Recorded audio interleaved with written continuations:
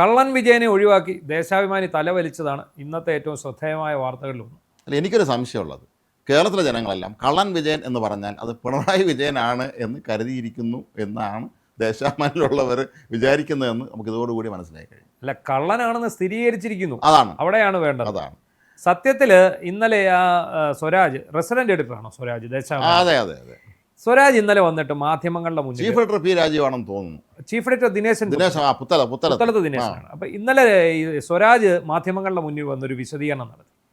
നിങ്ങൾ ഈ പറയുന്ന പോലൊരു ആർട്ടിക്കിൾ ദേശാഭിമാനി വാരാന്തപ്പതിപ്പിൽ ഇല്ല പറയുന്നതിന് യാതൊരു ബുദ്ധിമുട്ട് ഇവർക്കില്ലല്ലോ. എന്നാൽ ഞാൻ ചോദിക്കട്ടെ, എനിക്ക് അതാണ് നമ്മുടെ മാധ്യമ പ്രവർത്തകരുടെ ഒക്കെ ഏറ്റവും വലിയ പ്രശ്നം എന്താണെന്ന് അറിയാം. ഇവരുടെ ഒരു പ്രായോഗിക ബുദ്ധി എന്ന് പറഞ്ഞൊരു സംഭവമില്ല.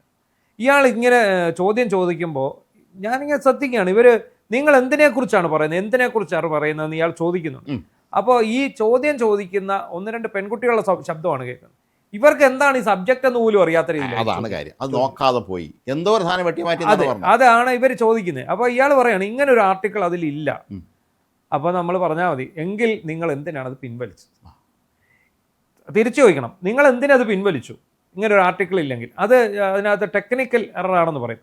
അങ്ങനെ ഉണ്ടെങ്കിൽ അടിച്ചതായിട്ട് പറയുന്ന ഏതെങ്കിലും ഒരു കോപ്പി അല്ലെ നിങ്ങൾ ആദ്യം ചെയ്ത ഇതിൻ്റെ PDF ഞങ്ങളെ ഇത് കാണിക്കൂ എന്നതാണ് ചോദിക്കേണ്ടത്. അല്ല, മാത്രമല്ല നമുക്ക് പത്രങ്ങളിൽ ജോലി ചെയ്തവർക്ക് നന്നായിട്ട് അറിയാം, ഇത് ഈ വാരാന്ത പതിപ്പ് അടിക്കുന്നത് അത് തലേദിവസമല്ല, ദിവസങ്ങൾക്ക് മുമ്പാണ് ഇത് അടിക്കുന്നത്. ഇത് അച്ചടിക്കുകയും ഇവർ കൃത്യമായിട്ട് കാണുകയും ചെയ്തിട്ടുണ്ട്. ഒരു അടുത്ത നെക്സ്റ്റ് വീക്കിലേക്കുള്ള വാരാന്ത പതിപ്പ് പണ്ടൊക്കെ ബുധനാഴ്ച ദിവസങ്ങളിൽ പ്രസ്സിൽ പോകുമായിരുന്നു. ഇപ്പോൾ പക്ഷേ കുറച്ചുകൂടെ അഡ്വാൻസ് ആയി. കാരണം പണ്ട് ബുധനാഴ്ച ദിവസം പ്രസ്സിൽ പോകുന്നു എന്ന് പറഞ്ഞാൽ അന്ന് എല്ലായിടത്തും ഒരു കേന്ദ്രീകൃതമായിട്ടായിരുന്നു ഇത് അടിച്ചുകൊണ്ടിരുന്നത്. സൺഡേ സപ്ലിമെന്റ് അല്ലെ വാരാന്ത്യ പതിപ്പ് ഓരോന്നിനും ഓരോ പേരാണ്. ഇപ്പം ഞാൻ ജോലി ചെയ്തിരുന്നത് സൺഡേ മംഗളം എന്നാണ് അറിയപ്പെട്ടിരുന്നത്. മനോരമയുടേതിന് സൺഡേ ഞായറാഴ്ച എന്നാണ് പറയുന്നത്.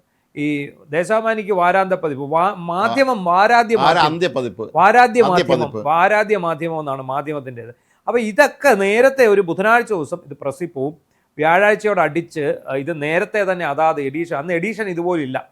അന്ന് കോട്ടയം, തിരുവനന്തപുരം, കൊച്ചി, കോഴിക്കോട് ഇങ്ങനെ 4 സ്ഥലത്തേ ഉള്ളൂ.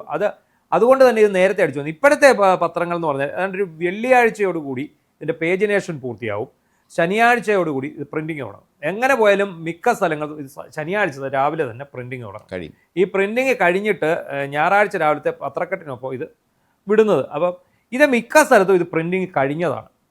അതാണ് ഇതിൻ്റെ രഹസ്യം. ഇവർ പറയുന്ന പോലെ ഇത് പ്രിന്റ് ചെയ്തില്ല എന്നല്ല പറയുന്നത്, ഇത് പ്രിന്റിങ് കഴിഞ്ഞതാണ്. പ്രിന്റിങ് കഴിഞ്ഞപ്പോഴാണ് എല്ലാവർക്കും അത് മാത്രമല്ല, ഈ ലേഖനം കള്ളൻ വിജയൻ ഇന്ന ഗ്രാമം PO അങ്ങനെ കണ്ടാണ് ഇതിൻ്റെ ഒരു തലക്കെട്ട്, പുല്ലമ്പാറ ഗ്രാമം.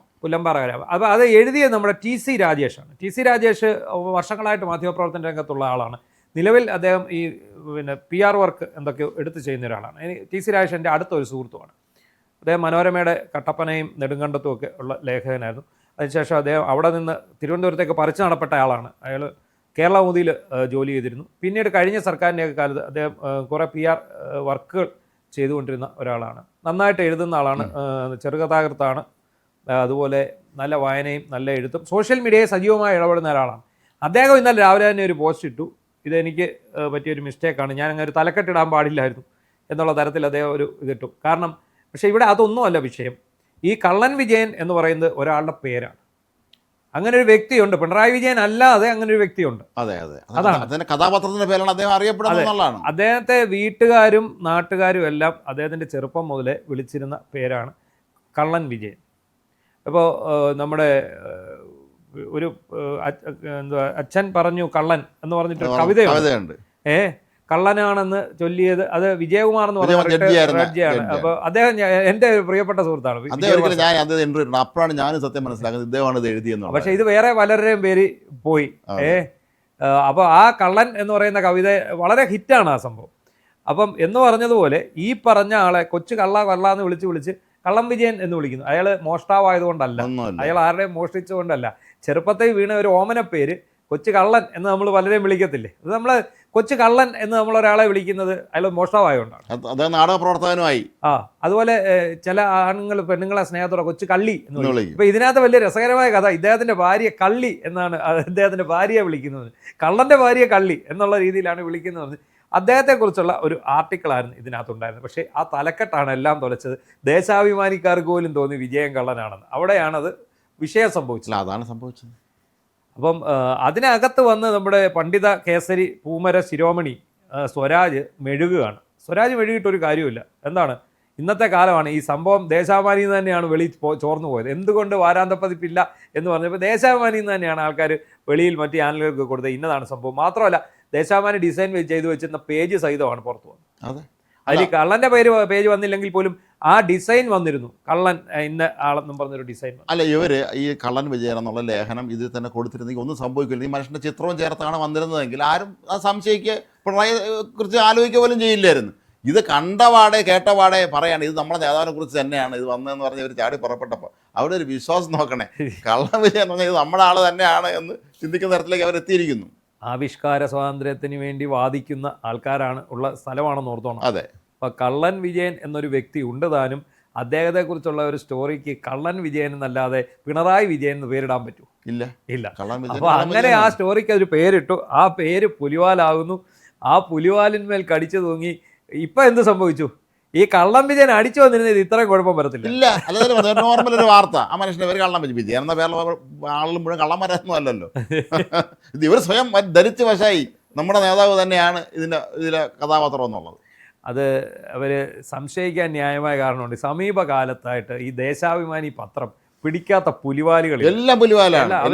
ഗോവിന്ദൻ മാഷ് പോലും തള്ളി പറയേണ്ട ഒരു അവസ്ഥ അവിടെ വന്നിട്ടുണ്ട്. ഗോവിന്ദൻ മാഷ് തള്ളി പറയുന്നു, പിണറായി വിജയൻ തള്ളി പറയുന്നു, തോമസ് ഐസക് തള്ളി പറയുന്നു. അപ്പോൾ ഇതിനകത്തെല്ലാം കുഴപ്പം എന്താണ്?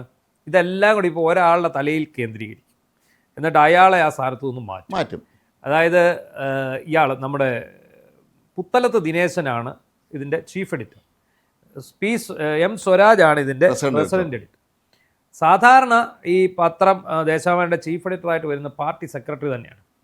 ഇപ്പോൾ ഇത്തവണ ഗോവിന്ദൻ മാഷ് ഇത് ഏറ്റെടുക്കാത്തതുകൊണ്ടാണ് പുത്തലത്ത് ദിനേശനെ ചീഫ് എഡിറ്ററാക്കി വെച്ചിരിക്കുന്നത്.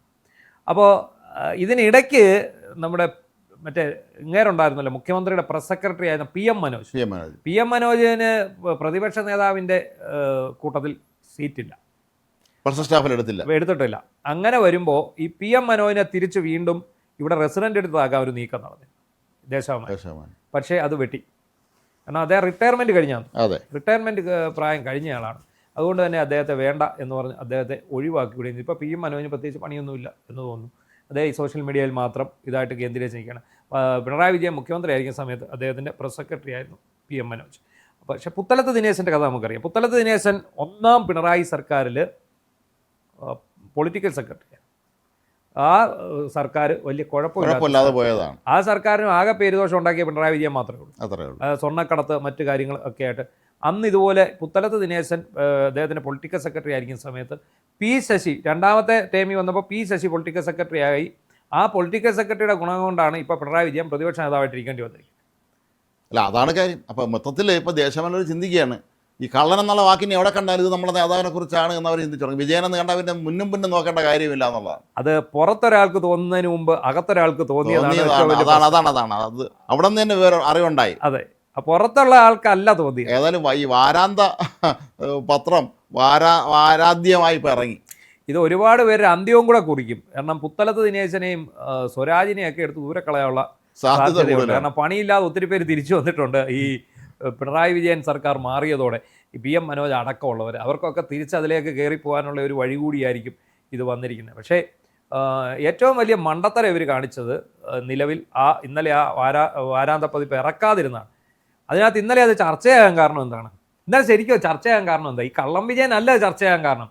ഇന്നലെ VS-നെ കുറിച്ചുള്ള ലേഖനമുള്ള വാരാന്തപ്പതിപ്പ് ഇറക്കിയിട്ടില്ല എന്നുള്ളതായിരുന്നു ഇന്നലത്തെ ആദ്യത്തെ വാർത്ത. പിന്നീടാണ് അറിയുന്നത് കഥ ഇതാണ്. പിന്നീടാണ് അറിയുന്നത് ഇത് കള്ളൻ വിജയൻ. അന്നേരം എല്ലാവരും പറഞ്ഞത് ഒരു നാടക നിരൂപണത്തിൽ എന്തോ പ്രശ്നമുണ്ട്. നാടക നിരൂപണമല്ല, അതൊരു നാടക കലാകാരനെ കുറിച്ചുള്ള പുല്ലമ്പാറ സ്വദേശിയായിട്ടുള്ള വിജയൻ എന്ന് പറയുന്ന നാടക കലാകാരനെ കുറിച്ചുള്ള അദ്ദേഹത്തിൻ്റെ പ്രത്യേകത എന്താണെന്ന് ചോദിച്ചാൽ അദ്ദേഹം അവിടെ ഒരു കളിത്തട്ടുണ്ടാക്കിയിട്ടുണ്ട്. കേരളത്തിലെ പ്രൊഫഷണൽ നാടക നടത്തുന്ന ആൾക്കാർക്കെല്ലാം സൗജന്യമായിട്ട് വന്ന് പരിശീലിക്കാൻ തക്കതായിട്ടുള്ള ഒരു ഗ്രാമം, ഒരു നാടക ഗ്രാമം അദ്ദേഹം ഒരുക്കിയിരിക്കുകയാണ്. അതിനായിട്ട് അദ്ദേഹത്തിൻ്റെ വീടും വസ്തുവും എല്ലാം വിട്ടു നൽകിയിരിക്കുകയാണ്. കലയ്ക്ക് വേണ്ടി ജീവിതം സമർപ്പിച്ച ഒരു മനുഷ്യൻ. അദ്ദേഹത്തിൻ്റെ പേര് കള്ളൻ വിജയൻ എന്നാണ്. കാരണം കള്ളൻ എന്നുള്ളത് അദ്ദേഹത്തിൻ്റെ ഇരട്ടപ്പേരോ അല്ല, അദ്ദേഹത്തിൻ്റെ ഓമനപ്പേരാണ്. അല്ലാതെ അയാൾ മോഷ്ടാവായിട്ടുള്ള വിജയനോ അല്ല. അപ്പോൾ ഒന്ന് ആലോചിച്ചോണം, അത്ര നല്ല പരമസാത്വികനായ ഒരു മനുഷ്യനെക്കുറിച്ചുള്ള ഒരു ലേഖനം, അതിന് കള്ളൻ വിജയൻ എന്നൊരു തലക്കെട്ട്. അത് ആ വിജയൻ എന്ന് പറയുന്ന ആൾക്ക് യാതൊരു വിധത്തിലും ബാധിക്കുന്ന ഒന്നും അല്ല താനും. പക്ഷേ പിന്നെ എന്തിനാണ് ഇവർ മാറ്റിയതെന്ന് ചോദിച്ചാൽ ഇങ്ങനൊരു തലക്കെട്ട് പാർട്ടി പത്രത്തിൽ തന്നെ വരുമ്പോൾ ഈ കള്ളൻ വിജയൻ എന്നത് പിണറായി വിജയനെ ഉദ്ദേശിച്ചാകും എന്ന് മനസ്സിലാക്കിക്കൊണ്ട് മാത്രമാണ്. ഇപ്പോൾ പൂമരനടക്കമുള്ളവർ ന്യായീകരിച്ച് മെഴുകുന്നുണ്ടെങ്കിലും ഒരു കാര്യം സത്യമാണ്, അതിൻ്റെ പേരിൽ തന്നെയാണ് ആ ലേഖനം പിൻവലിച്ചത്. എവിടെ ആ ലേഖനം? ഇപ്പോൾ ആ ലേഖനം ഇല്ല. ഇപ്പം എനിക്ക് ഇതിനകത്ത് ഒന്ന് പറയാനുള്ളത്, ഈ ലേഖനം എഴുതിയ ആൾക്കാണല്ലോ ഇതിൻ്റെ പേറ്റന്റ്. അത്രേ ഉള്ളൂ. രാജേഷാണ് ഈ ലേഖനം എഴുതിയത്. രാജേഷിന് ഈ ലേഖനം വേറെ ഒരിടത്ത് പ്രസിദ്ധീകരിക്കാം, അല്ലെങ്കിൽ രാജേഷിൻ്റെ ഫേസ്ബുക്കിൽ പ്രസിദ്ധീകരിക്കും, ഇല്ലേ? അതെ. ഈ ലേഖനം ഇപ്പം തിരസ്കരിക്കപ്പെട്ട ലേഖനമാണല്ലോ.